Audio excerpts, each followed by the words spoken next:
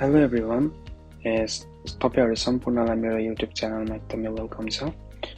आज म तपाईहरुको समक्ष चाहिँ तपाईहरुलाई चाहिँ एकदमै युजफुल हुने कन्टेन्ट लिएर आएको छु र स्पेशली मेरो आजको कन्टेन्ट चाहिँ कसरी चाहिँ जापानिज ल्याङ्ग्वेजलाई चाहिँ सिक्न सकिन्छ जापान आउनु अघि र जापान आइसकिसकेपछि पनि यो कन्टेन्टहरुलाई तपाईले चाहिँ हेर्न सक्नुहुन्छ। किनभने यो कन्टेन्टहरु तपाईले चाहिँ पढ्नु भयो अथवा चाहिँ हेर्नु भयो भने तपाईले चाहिँ जापानमा आएर एकदमै हेल्पफुल हुन्छ। जस्तै आज म एउटा एकदमै युजफुल साइटको बारेमा तपाईहरुलाई चाहिँ भन्न गइरहेको छु। त्यो साइट भित्र चाहिँ विभिन्न कन्टेन्टहरु जापानिज सिक्ने कन्टेन्टहरु चाहिँ राखिएको छ र म तपाईलाई त्यो साइटमा चाहिँ लैजान चाहन्छु। ब्राउजरमा गए म अहिले यो tsunagaru.jp.bunka.go.jp भन्ने साइट रहेको छ है।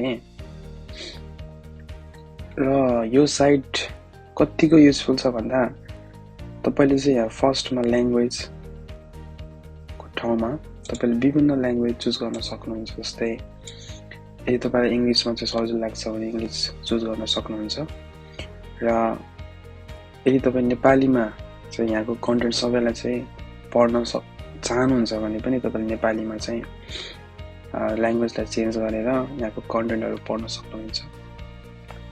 स्पेशली म अहिले फर्स्ट इंग्लिश चुज गरिरहेको छु र यहाँ देख्न सक्नुहुन्छ तपाईले युजफुल फ्रेजेस है। जस्तै यहाँ हेर्नु when you want to initiate the conversation, when you are shopping, when placing an order, when you meet your neighbor, when you visit someone's home, and when you want to ask questions. जस्तै यस्तो सिनारियोमा तपाईले के कुरा बोल्दा चाहिँ ठीक हुन्छ र के कुरा बोल्दा चाहिँ यस्तो सिचुएसनमा तपाईलाई चाहिँ ट्याकल गर्न सक्नुहुन्छ भन्ने कुराको बारेमा चाहिँ एक्जाम्पलहरु दिएको छ र एक्जाम्पल पनि यसरी दिएको छ कि भिडियोमै प्रस्तुत गरेको। जस्तो चाहिँ लिस्ट अफ सीनमा क्लिक गरेर तपाईले देख्न सक्नुहुन्छ। जस्तै सीन 1 मा यहाँ भिडियो नै छ के भनेको तपाईले जस्तै नेपालमा हुँदा जस्तै तपाईले कोही मान्छेसँग के कन्भर्सेसन के वार्तालाप गर्न चाहनुहुन्छ भने यसरी गर्न सक्नुहुन्छ। भने कुनै किताबमा चाहिँ लेखिएको हुन्छ एउटा फोटो मात्र देखाएको हुन्छ भने यहाँ चाहिँ रियलमै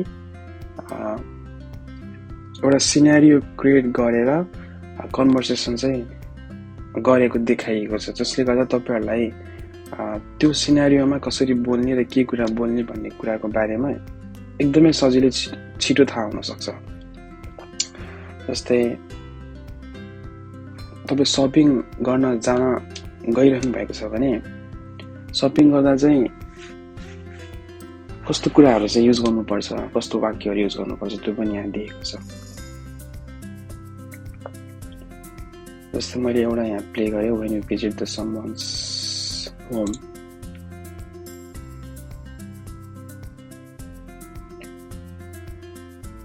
जस्तै मैले यो भिडियोलाई अहिले प्ले गर्छु।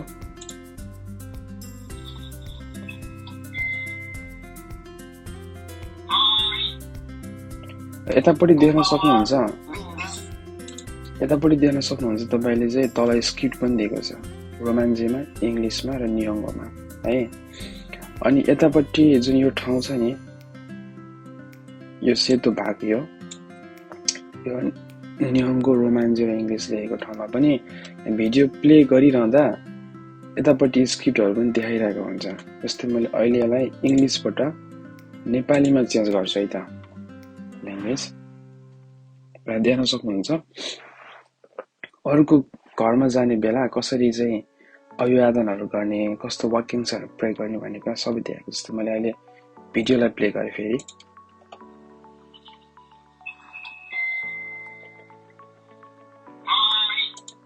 यतापट्टि देख्न सक्नुभयो तपाईले रोमान्जीमा पनि दिएको छ र नेपालीमा पनि दिएको छ हैन, र नियोङ्गोमा पनि दिएको छ, जसले गर्दा तपाईलाई एकदमै बुझ्न सजिलो हुन्छ।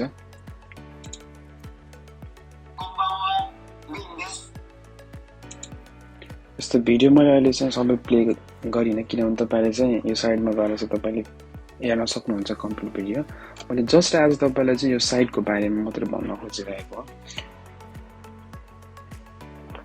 जस्तै लेभल 1 मा जानुभयो भने थुप्रै कुराहरू छ, जस्तै अभिवादन कसरी गर्ने हैन, अनि रेस्टुरेन्टमा गएर कसरी चाहिँ कस्तो कुराहरू बोल्ने, कसरी चाहिँ अर्डर लिने, तपाईँ बाटोमा चाहिँ हिँडिरहेको बेला कहीँ कतै जानु पर्यो भने बाटोमा हराउनु भयो, जस्तै कोही मान्छेलाई चाहिँ कसरी बाटोको बारेमा चाहिँ सोध्ने हैन, थुप्रै कुराहरू छ। ब्याङ्कमा कसरी चाहिँ कुरा गर्ने, कस्तो शब्दहरू चाहिँ प्राय युज हुन्छ ब्याङ्कमा, त्यो पनि तपाईले यो लिङ्कमा गएर चाहिँ हेर्न सक्नुहुन्छ। एकदमै भिडियोमै बनाएर दिएको छ, जसले गर्दा तपाईलाई एकदमै बुझ्न सजिलो हुन्छ।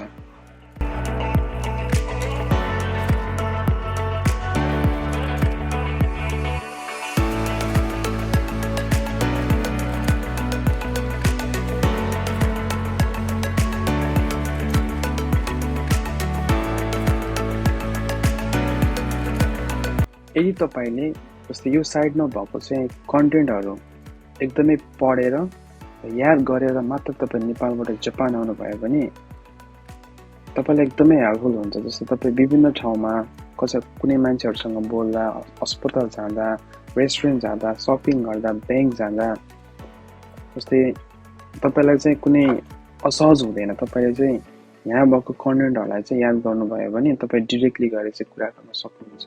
कोही मान्छेलाई चाहिँ रिक्वेस्ट गरिरहनु पर्दैन, तपाईँ आफै इन्डिपेन्डेन्ट बन्न सक्नुहुन्छ। किनभने नेपालमा हामी नर्मली जापानिज ल्याङ्ग्वेज पढेर आइसकेपछि पनि यहाँ विभिन्न सिचुएसनहरूसँग ट्याकल गर्न एकदमै अलिकति गाह्रो नै हुन्छ, किनभने नेपालमा नर्मली कन्भर्सेसन त्यति बनिरहेको हुँदैन। तर यहाँ यो वेबसाइटमा दिएको कन्टेन्टलाई मात्रै तपाईँले चाहिँ राम्रोसँग पढेर आउनुभयो भने तपाईले विभिन्न सिचुएसनहरूलाई ट्याकल गर्न सक्नुहुन्छ। बेस्ट पोइन्ट यो साइटको चाहिँ के हो भन्दा विथ भिडियो पनि दिएको छ र नेपालीमा पनि छ स्पेसली, त्यसले गर्दा तपाईलाई एकदमै बुझ्न सजिलो हुन्छ। यो साइट कसरी चलाउने भन्ने कुराको बारेमा पनि माथि लिङ्कहरू थुप्रै दिएको छ, तपाईले यो साइटमा गएर चाहिँ हेर्न सक्नुहुन्छ। यसरी नै तपाईले चाहिँ यो साइटमा भएको सबै कन्टेन्टहरूलाई चाहिँ अध्ययन गरेर चाहिँ नेपालबाट जापान आउनुभयो भने आई थिङ्क तपाईँ चाहिँ जापानको कल्चरमा चाहिँ एकदमै छिटो घुलमिल हुन सक्नुहुन्छ। र यति यहाँ भएको कन्टेन्टले मात्रै पुग्छ भन्ने छैन, तपाईँ यो भनेको एकदम फर्स्ट प्राइमेरी कुराहरू हो।